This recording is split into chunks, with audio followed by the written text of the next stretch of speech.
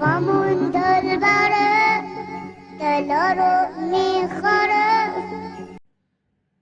اعوذ باللہ السمیع العلیم من الشیطان اللعین الرجیم. بسم اللہ الرحمن الرحیم.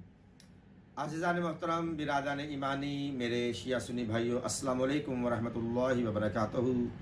بھیا علی مدد حق حیدر. عزیزان محترم، عقل مند شیعوں سے چند سوالات 3 گھنٹوں پہ محیط ہے کہ جو چند نہیں ہیں، کثیر سوالات ہیں جن کا ہم جوابات دیتے چلے آ رہے ہیں. ایک ایک کلپ کا، ایک ایک حصے کا ہم جواب دے چکے ہیں. کم از کم ہم 20-25 سے بھی زائد ان کے سوالات، اور آگے بھی بہت سارے سوالات ہیں. ایک ایک سوال کا عقلی اور علمی دلائل کے ساتھ ہم اس کا جواب دیتے چلے آ رہے ہیں. ابھی توصیف الرحمان صاحب سعودی عرب میں بیٹھ کر پھر وہی سازش اور پلانٹڈ کے تحت سوال کر رہے ہیں. آپ سوال سنیں، پھر ہم آپ سے گفتگو کرنے کا شرف حاصل کرتے ہیں. قرآن کے اندر نماز کا ذکر ہے، روزے کا ذکر ہے، حج کا ذکر ہے، توحید کا ذکر ہے، باقی سارے ارکان کا ذکر ہے. یہ امامت اتنا بڑا رکن تھا، اس کا ذکر قرآن کے اندر کیوں نہیں؟ بلکہ جی عزیزان محترم، برادران ایمانی، آپ نے سنا ہے کذاب ابن کذاب، جاہل ابن جاہل کی باتیں. یہ کہتے ہیں کہ قرآن میں جبکہ ہر شے کا ذکر ہے، توحید کا ذکر ہے، رسالت کا ذکر ہے، نبوت کا ذکر ہے، نماز کا ذکر ہے، روزے کا ذکر ہے، زکوٰۃ کا ذکر ہے، اور تمام تر باقی ارکان اسلامیہ یعنی ارکان اسلامیہ کا ذکر ہے. اور قرآن کا بھی فیصلہ ہے کہ اس میں ہر خوش و تر کا ذکر ہے.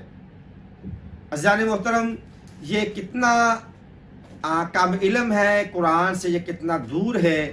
اور ویسے بھی یہ سعودی عرب میں بیٹھے ہیں، پوری دنیا میں یہ اپنے حفاظ پر بڑا ناز کرتے ہیں، یعنی قرآن پہ بڑا ناز کرتے ہیں.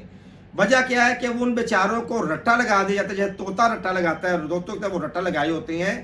100 میں سے 99 حافظوں کو قرآن کا ترجمہ نہیں آتا. قرآن کے الفاظ کو وہ سمجھنے سے قاصر ہوتے ہیں، قرآن کی تفسیر سے وہ قاصر، صرف وہ ایک رٹا لگایا ہوتا ہے.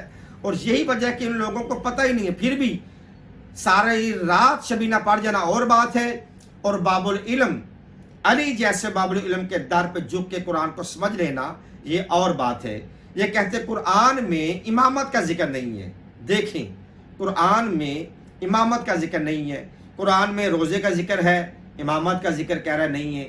زکوٰۃ کا ذکر ہے، امامت کا کہہ رہا ذکر نہیں ہے.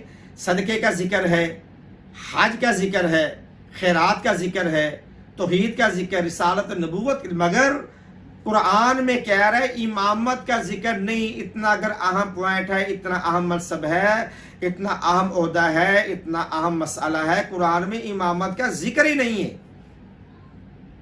مگر کیا کیا جائے؟ سورہ بقرہ ہمیں پکار کے بتا رہی ہے کہ یہ آدمی جھوٹا ہے، یہ آدمی کذاب ہے، یہ آدمی جاہل ابن جاہل ہے. کوئی قرآن ارشاد فرما رہا ہے وَإِذِ ابْتَلَىٰ إِبْرَاهِيمَ رَبُّهُ بِكَلِمَاتٍ فَأَتَمَّهُنَّ قَالَ إِنِّي جَاعِلُكَ لِلنَّاسِ إِمَامًا. امامت کا ذکر آیا صاحبان. اللہ تعالیٰ جناب ابراہیم سے کہہ رہا ہے کہ اے ابراہیم، اے میرے نبی محمد، یاد کر اس وقت وَإِذِ ابْتَلَىٰ إِبْرَاهِيمَ، جب ہم ابراہیم کو مبتلا کر رہے تھے امتحان میں. اور فرمایا رَبُّهُ بِكَلِمَاتٍ فَأَتَمَّهُنَّ، جب ہم نے اس سے کلمات کا امتحان لیا. فَأَتَمَّهُنَّ، جب اس نے وہ سارے امتحان میں کامیابی حاصل کر لی، پھر اللہ فرماتے ہیں انی جاعلک للناس اماما، میں تجھے بناتا ہوں، بے شک تحقیق کہ میں تجھے بناتا ہوں لوگوں کے لیے امام.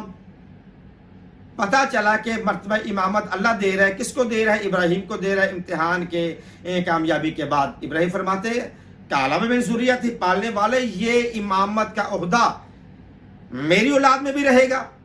یعنی کہ اتنا عظیم عہدہ ہے امامت کا کہ جناب ابراہیم فرماتے ہیں، عرض کرتے ہیں یا بار الہ، یہ عہدہ امامت میری اولاد میں بھی رہے گا. حالانکہ عہدہ رسالت کی طلب نہیں کی، عہدہ امامت کی کہہ رہے کہ میری اولاد میں رہے گا. اللہ فرماتے ہیں ہاں یہ رہے گا تیری اولاد میں. کالا لا ینال عہد الظالمین، مگر یہ میرا عہد، یہ امامت ظالموں کو نہیں ملے گی.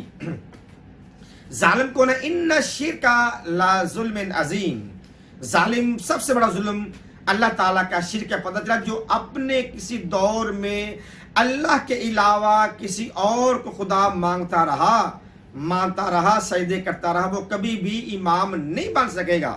مگر تصویر صاحب ایسے آپ لوگوں کے امام دکھاؤں کہ جن کا ماضی اسلام کے بعد, اسلام سے پہلے ان کا بتوں کے سامنے گزرا ہے, آتش کے سامنے گزرا ہے, چاند سورج چاند ستاروں کے اور بڑے بڑے غیر اللہ کے سامنے گزرا ہے. آپ لوگوں کے لیے وہ تو امام ہیں.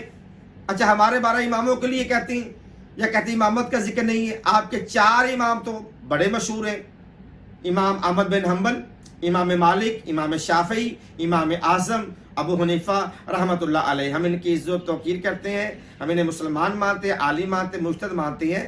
ان کا ذکر قرآن میں کہاں ہے؟ اور اس کے علاوہ ہر سال 2, 4, 6 مہینے کے بعد مدرسوں میں اللہ جانے کتنے امام آپ بنا لیتے ہو کہ اتنی کھاد پھینکنے سے فصل نہیں سامنے آتی جتنے آپ کے سال میں اتنے امام سامنے آ جاتے ہیں.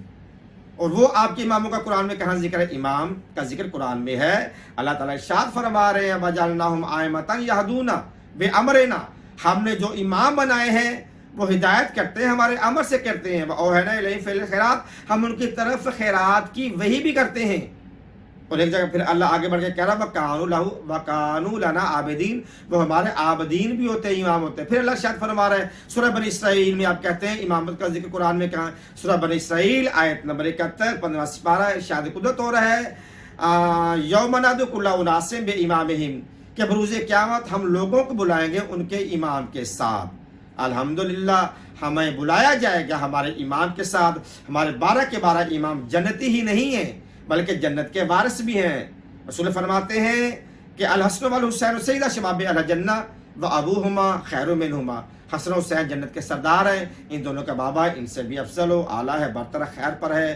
ہم صرف ہمارے امام صرف جنتی نہیں ہیں, جنت کے وارث بھی ہیں. امامت کا ذکر الحمدللہ قرآن مجید میں موجود ہے. توصیف صاحب اگر آپ نے یہ آیات نہیں پڑھی تو میں آپ کو دعوت علم فکر دے رہا ہوں, قرآن میں امامت کا ذکر ہے. وما علیہ الا البلاغ المبین. السلام علیکم ورحمۃ اللہ وبرکاتہ. ویا علی مدد.